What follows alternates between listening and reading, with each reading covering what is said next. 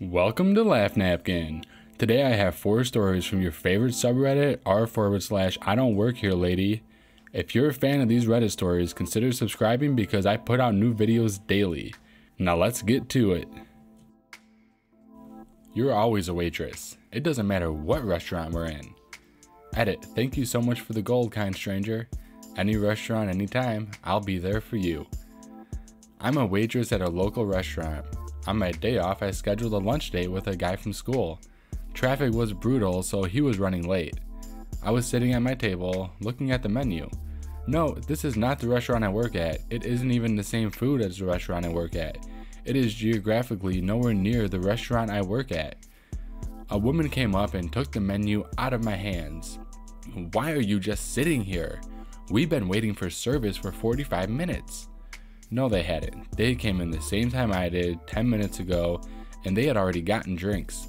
Me, ma'am, I don't work here. I didn't recognize her at this point.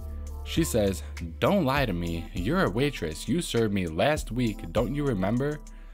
I vaguely remember her coming into my restaurant now because she complained her meal wasn't served with hot sauce, then sent it back because it was too spicy.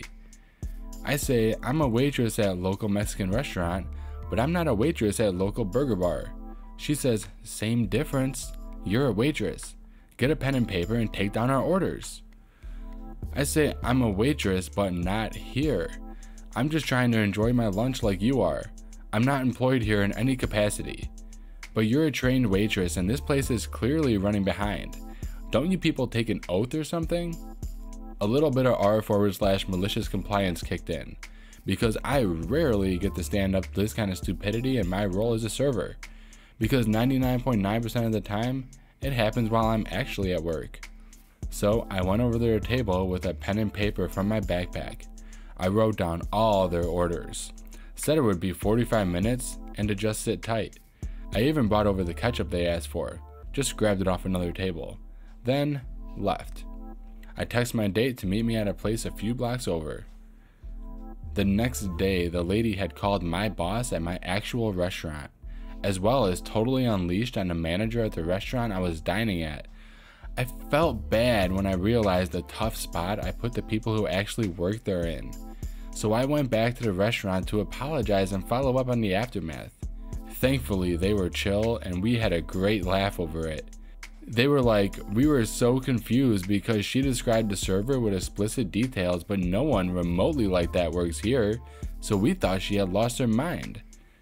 My boss knew who I was from her description and told them that he takes this very seriously and asked what day this occurred. Then when they told him, he said, you must be mistaken because that's that server's day off and she wasn't here. After some irate yelling and screaming at my very friendly manager about how I still need to represent the restaurant wherever I go, she gave up. Now to just cross my fingers she doesn't come by my actual restaurant.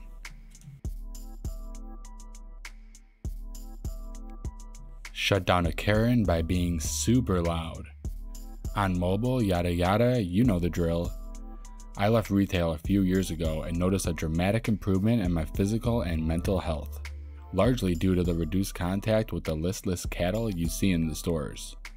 However, it seems that the customer service vibe never completely washes off, because I was recently accosted in a liquor store by a woman with a jean jacket and the all too familiar haircut we all know and hate.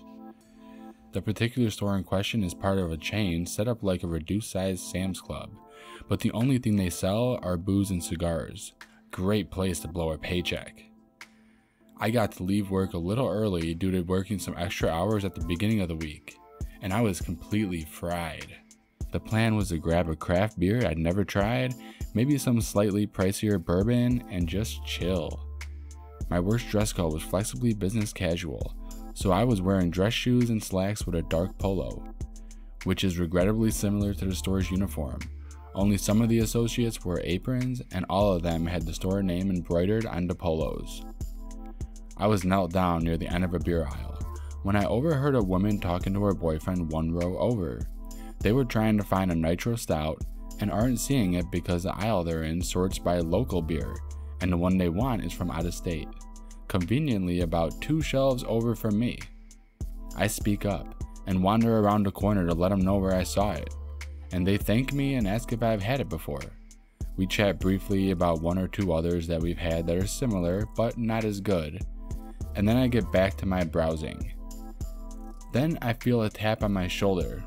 Karen, excuse me. Me, sorry, am I in your way? Karen, no, but can you help me find where the brand of whiskey I never heard of is? Me, what kind of liquor is that? Karen, I think it's a whiskey. Me, okay, do you know if it's a bourbon whiskey or an Irish whiskey or... Karen, pulling a mock sad face, I don't, sorry. Well, the whiskeys are 3 aisles that way with the bourbons on the left side and everything else on the right, unless it's Scotch, which is over there. Karen, aren't you gonna take me there? Me, sorry, I've gotta pick my own stuff and get home. There should be someone around here who knows the selection a bit better. I can't believe you won't help me. That's really rude. Lady, I don't work here. I just drink a lot. I want to talk to your manager. At this point, I was yet unseasoned to the ways of the mid-50s entitled boomer trash, so I shook my head and turned around to keep looking for my own stuff. I hear a soft, scorned little gasp behind me and feel her nails digging into my shoulder. Preface, I'm not a well-adjusted individual. I have a family history of untreated conditions, and I was lucky to get out of secondary school with PTSD and all of my teeth. My bodily autonomy and personal space are very important to me, and while I'm patient and understanding in almost every other regard, this is one issue that you do not push with me. The split second between feeling her dig in and realizing what's going on, my brain's RPMs have buried the needle, and I'm half a restrained impulse from biting off her manicured princess fingers and gouging out her eyes. I opt instead to take a lesson from our primate cousins and Dragon Ball Z. When shit gets bad, yell to assert your power. Me, with a roar so loud it left me hoarse for like 2 days after. Get your hands off me! The store goes dead quiet. I grab her hand, wrench it off me, and shove her away with both hands. She stumbles, bumps into a shelf, but doesn't fall over. She's looking at me the way a cow looks at an oncoming train, eyes saucer-wide in disbelief and incredulity, the fear not quite managing to take hold yet. She opens her mouth to say something that was probably, "How dare you," or something similar, but I'm already frothing at the mouth. Every D&D barbarian player has a rage boner for what my face looks like right now. Me, still screaming and stumbling over my words a bit. Never touch me, ever. I will rip your cheap ass in half. Leave me alone, leave me alone, leave me alone. Every time it looks like she's gonna interject, I cut her off with another, leave me alone. By now, management and one other associate are booking it over to defuse what they're sure is gonna be imminent violence. And by all appearances, they're right. My face is red. My body is shaking, and while I'm not that big of a dude, I'm poised for a fight against a comparatively small woman. Manager, sir, you need to calm down. Me, I am calm. She needs to keep her hands to herself. Karen, he assaulted me, call the police. Me, go ahead, lady. I'll wait. You started this. Associate, sir, I need you to come with me. Me, I'm buying my beer and leaving. Check your security tapes. She came after me first. Karen to manager, I want him fired. Me, I told you, I don't work here. What the hell is wrong with you? Manager, sir, I told you to calm down. Me, look at this. I pull my shirt collar over and show them where her nails dug in.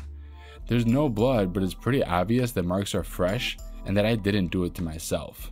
Me, you want to get the cops involved? Fine. Pull the damn tapes and we'll talk about pressing charges. It seems to have dawned on Karen that she might have messed up. She hasn't said anything. There's a crowd watching us at this point. I see at least one cell phone recording. I turn to a random person standing nearby. Did you see what happened? Young guy. Not all of it. I saw her holding you and you push her away. Me, voice cracking like a teenager. Thank you! At this point, I grab the six-pack I was looking at and start to leave. Manager, sir, you need to... Me, I'm leaving. You want to call the cops, I'll wait for you to check the security capes, but then I'm pressing charges. I walked towards the tills and set my beer on the counter. The attendant at the desk was looking over my shoulder at the manager, but he must have given her the okay, because she scans me out and I leave with my beer. I made it about halfway home before I had to pull over and weep. The adrenaline crash hit me super hard, and I ugly cried for like 5 minutes until I can get enough composure to drive. I didn't go back to the store for a few months. Either they don't remember me, or it was settled after I left. Sorry ma'am, flight attendants aren't actually airport employees. A few days ago, I was between flights at the RSW airport grabbing a cup of coffee. I'm in my flight attendant uniform and I get approached every once in a while, and I do my best to be polite and help people out since most airport questions are easily answerable. A woman approached me and asked me where the smoking area is. I'm not a smoker and I've only been to this airport a few times, so I'm not actually sure. Me, a smoking area? I think I saw one over by the Dunkin' Donuts. I'm not sure if there's one on this side. Lady, way over there? That's the other side of the airport. Are you sure there's not one over here? Mind you, this is a fairly small airport. It takes about 5 minutes to get across the entire terminal. Me, I'm sorry ma'am, I've only been here a few times actually. I work out of Minneapolis, so this airport is pretty foreign to me. Maybe you should ask one of the gate agents or someone working at the coffee shop. I try a charming laugh. Lady, but I'm asking you now. Why can't you be helpful here? She's getting frustrated with me. Me, again, I don't actually work here. US flight attendants don't actually spend a ton of time in the airports we go to. I don't know the layout. My coffee arrives and I ask the barista about smoking areas. Barista, there's a smoking area just over there. You can actually see it from where you're standing, ma'am. It's literally 50 feet away. I hadn't noticed it since I don't smoke. Things like this usually aren't on my radar. Me, oh, it's right there, nice. Just for future reference ma'am, flight attendants aren't actually airport employees, so we're kinda helpless when it comes to things like this. Have a great day, alright? I'm trying to be charming. Lady, humph. Then why did you try to send me all the way to the other side of the effing planet if it's right there? Whatever. Learn how to do your job, a-hole. She walks to the smoking area in a huff. The barista and I look at each other in silence for a few seconds before sharing a quick laugh. I swear, I did my best to be helpful even though I didn't actually work there. Even after explaining this, the woman insisted that I worked at the airport. Some people. Lost job 2 weeks ago, an old boss keeps texting me insisting I do work. At first I responded explaining I can't help anymore because I don't have access to relevant systems and also am not an employee, have a new job, and am busy. I then cut conversation short as boss was a nightmare to work for when I was there and didn't want to get into it with them. Boss then responded a day later insisting I call them to help with another different issue that I know they didn't need my help with as it was such a simple and self-explanatory task. I was laid off because my role was no longer required apparently, and I left a great handover log and was super thorough in handing everything over. Gave boss plenty of opportunity to fact find for me, so there is no way they need my help, except from forgetfulness, laziness on their part. Not only that, I got utterly shafted with severance pay, and despite being in a great position to help me, this boss wouldn't lift a finger to make my situation better. I literally don't work here, lady. Stop texting me.